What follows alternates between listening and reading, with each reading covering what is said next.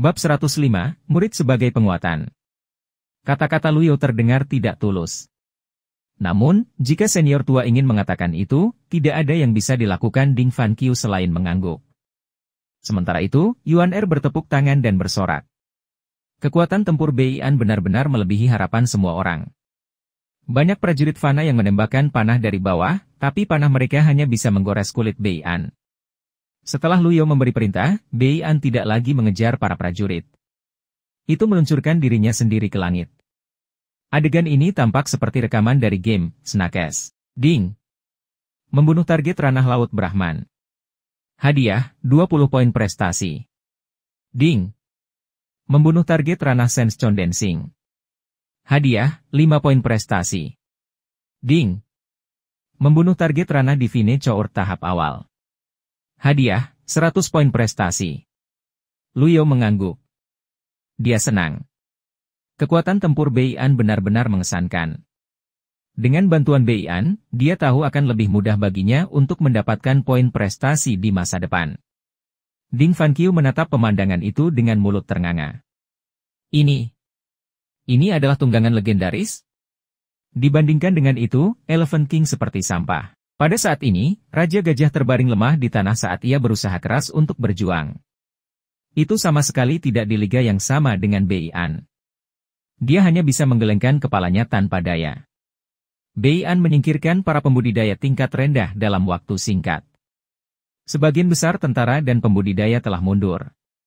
Ketika Luyo melihat semuanya hampir berakhir, dia melambaikan tangannya dan memerintahkan Bei'an untuk kembali. Dia telah mendapatkan 800 poin prestasi dari ini. Tidak banyak. Bagaimanapun, ini hanya pembudidaya yang lemah. Bei'an mematuhi perintah Luyo. Saat ia melewati Raja Gajah di dekat dermaga, ia menatap Raja Gajah dengan jijik dari sudut matanya. Raja Gajah meringkuk sedikit ketakutan saat tubuhnya bergetar. Itu lemah lembut dan patuh di depan Bei'an. Inilah perbedaan antara tunggangan legendaris dan tunggangan yang epik. Tidak terlalu buruk jika mereka tidak dibandingkan. Akan tetapi, setelah perbandingan dibuat, jelas terlihat bahwa perbedaannya seluas langit dan bumi. Bei'an duduk dengan anggun di samping Bei Luyo dan Yuan Er kecil. Dari waktu ke waktu, itu akan memperlihatkan taringnya, mencegah para pembudidaya mendekat. Pada saat yang sama, efek formasi sihir agung terus memudar. Luyo sedikit mengernyit.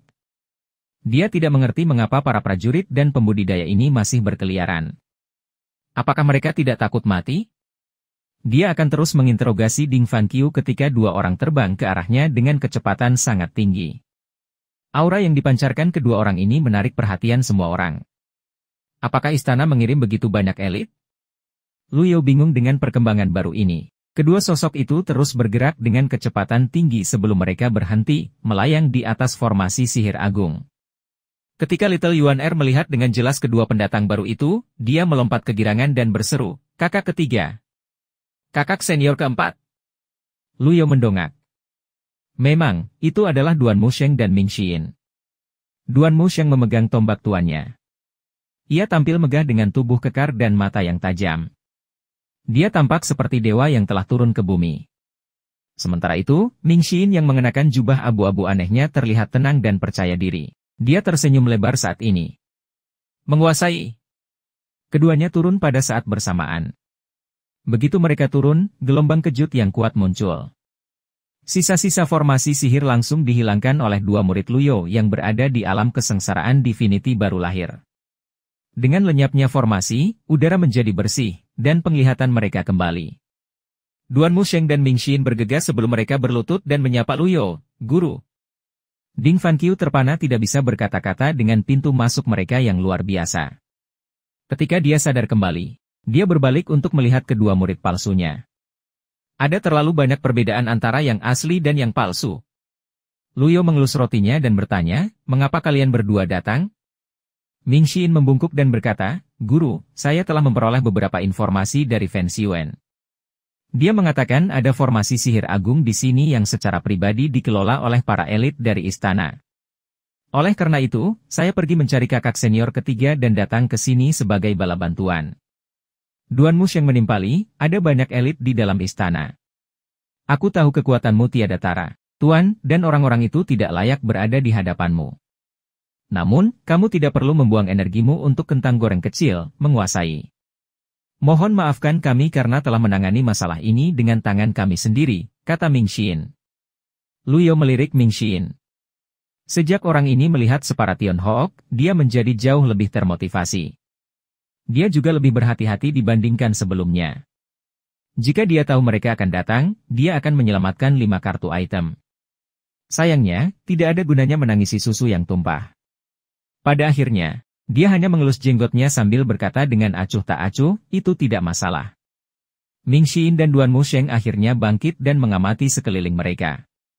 Efek dari formasi sihir agung praktis hilang. Dermaga, pasca pertempuran, benar-benar berantakan. Mayat berserakan di mana-mana dengan sembarangan. Ming Xin merasa canggung. Kurasa kita terlambat. Little Yuan Er berlari sambil terkikik dan berkata, kakak ketiga, kakak senior keempat, lihat 2 barang palsu ini. Barang palsu? Ming Xin bingung sesaat. Ketika dia menyadari apa arti Yuan Er kecil, dia tidak senang. Dia melangkah ke pemuda yang mirip dengannya dan terbaring lemas di tanah. BZZT, avatar Ming Xin. Wawasan kesengsaraan Ming Xin muncul. Pemuda itu tercengang.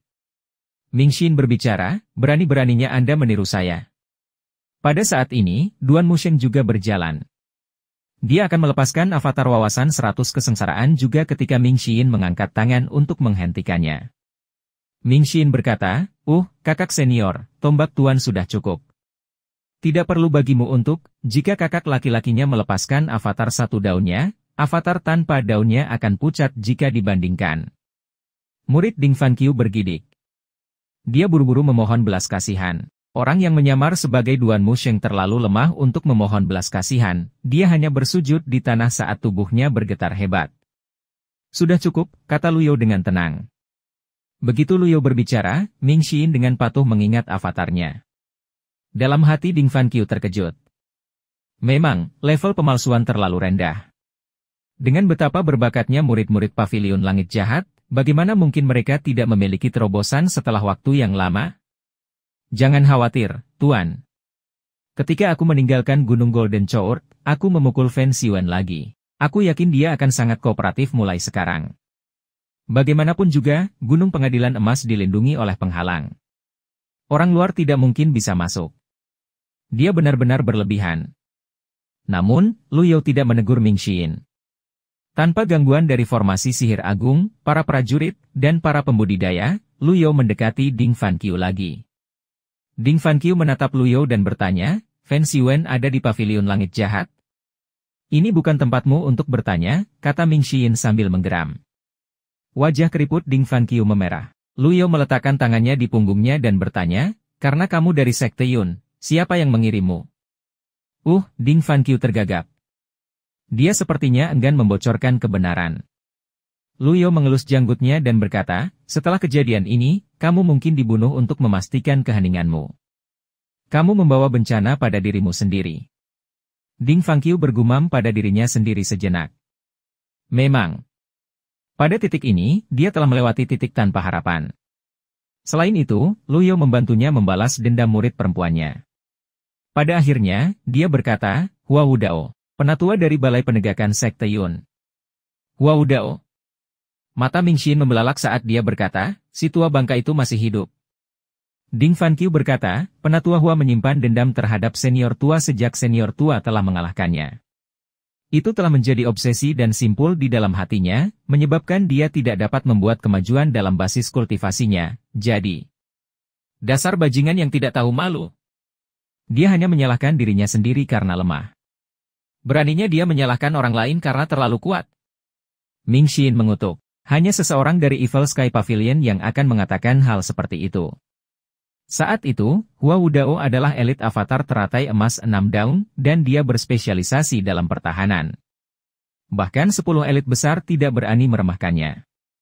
Dia membanggakan dirinya atas kemampuan bertahannya. 20 tahun yang lalu, dia menyatakan bahwa dia memiliki pertahanan terbaik di bawah langit. Pada saat itu, tidak ada pergerakan dari Evil Sky Pavilion, dan sepertinya kekuatan Evil Sky Pavilion memudar. Dia ingin mengambil kesempatan dan mengalahkan Ji Tiandao untuk naik level menjadi avatar 7 daun. Namun, di dataran Provinsi Jing, Hua Wudao dan Ji Tiandao hanya bertukar satu pukulan yang berakhir dengan kekalahan memalukan Hua Wudao. Bagaimanapun, pada saat itu, Ji Tiandao sudah menjadi kultivator 8 daun. Sejak hari itu, Hua Wudao menjadi bahan tertawaan di antara orang-orang di Jalan Mulia. Ini menjadi simpul di hati Hua Wudao, menyebabkan basis kultivasinya mandek dalam 20 tahun terakhir. Luyo bertanya, di mana Hua Wudao sekarang? Elder Hua telah pergi ke Green Jade Altar 3 hari yang lalu. Ding Fanqiu sedikit ragu-ragu sebelum melanjutkan. Dikatakan bahwa dia pergi ke sana untuk membahas aliansi untuk mengalahkan Evil Sky Pavilion. Dia tahu tentang masalah ini, tentang istana yang memancing tulang dari sungai lebih dari yang aku lakukan. Luyo teringat akan surat Jiang Aijian. Master Quilvian sepertinya telah pergi ke Green Jade Altar juga. Orang-orang ini berencana untuk mengeroyok di Evil Sky Pavilion.